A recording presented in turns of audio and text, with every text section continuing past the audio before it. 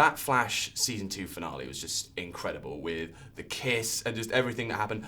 How much do you know at this point about season 3 and where it's going? I know absolutely nothing. I don't know anything about season 3. I told you my one pitch is that Well, that sounds Caitlin and good. Ronnie are happily married, so... We haven't started shooting, and we start in about a month. I haven't seen a script. I know nothing.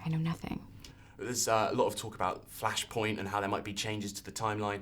If Iris is completely different next season, what would you like to explore with her? What personality traits would you like to say come to the surface? Ooh, I don't know. I've always said it would be fun to see one version of Iris that's a little bit villainous. There's so many different ways to go with it, which is fun. I liked seeing the darker side of her as Killer Frost. So maybe like an Earth 3, but not for Flashpoint. Maybe it would be really fun to see her really perky and cheerleader-esque. Also, it could be really fun to see her, super negative and dark. We'll see. And we've heard talk as well that there's going to be this 4-way crossover between The Flash and Arrow and Supergirl and Legends, which sounds amazing for fans, but logistically a bit of a nightmare for you guys. Are you excited for it, or are you kind of dreading it? I mean, it's a lot of work, I'm not going to lie. Crossovers are always a lot of work, but I think the payoff is so worth it because, the fan reaction to the crossovers have always been so positive. From an artistic perspective, it would be so awesome and so cool. And from a personal perspective, like to get to work with so many different actors in so many different worlds, that would be so much fun.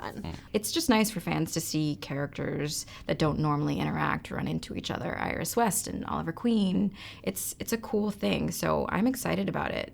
Logistically, it'll be a little tough to figure out. Yeah. I won't sleep as much, but it'll be okay. But do you think we'll ever see Barry and Iris in a fully fledged functional relationship? Or are they just too dysfunctional? Are they better as friends? You know what? I think if any superhero can have a healthy relationship, it's Barry Allen for sure. So I think it's possible. You know what? I think a woman as fantastic as Caitlin is fine on her own. She doesn't need a man. Nice. But I hope she does find happiness. Season 2 of The Flash got pretty crazy at times. How tough was it for you appearing on the show to keep track of which Hunter Zolomon was which and who the real Jay Garrick is, with just so many crazy twists and turns? It got a little confusing, I must say. I kept turning to Teddy and saying, now what exactly is happening? Yeah. Now who are you really? And how did that happen? Yeah, sometimes I have to get clarification about the time rates and the time remnants and which one does what and how all of that works. Yeah, it can get confusing for sure. Thank goodness, I think it was episode 18 where he goes back and explains everything, and that was helpful. Do you ever wish that the TV shows could cross over with the DC movies, or are you kind of satisfied with just the kind of incredible playground you already have? I mean, I have to say, I love the playground we have. Being up in Vancouver with all those actors that are all so talented, we have a lot of fun together. So I think it could be fun to cross over into the movies, but I don't need to. I love my world. I've always come into this knowing that DC film and DC TV are very separate beings.